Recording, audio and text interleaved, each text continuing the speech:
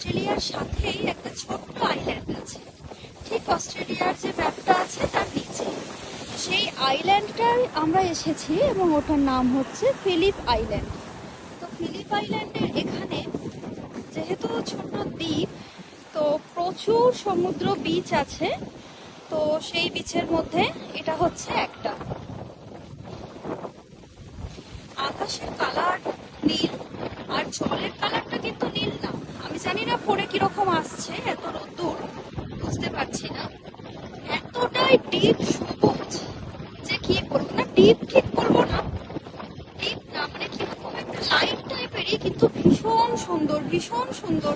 মানে সমুদ্রের কালারটা অরিজিনাল যেটা আমি দেখতে পাচ্ছি, আমি জানি না ফোনে কতটা বোঝা যাচ্ছে, ভিডিওটা শেষ হলে বুঝতে পারবো। তো ভীষণ সুন্দর একটা ভিউ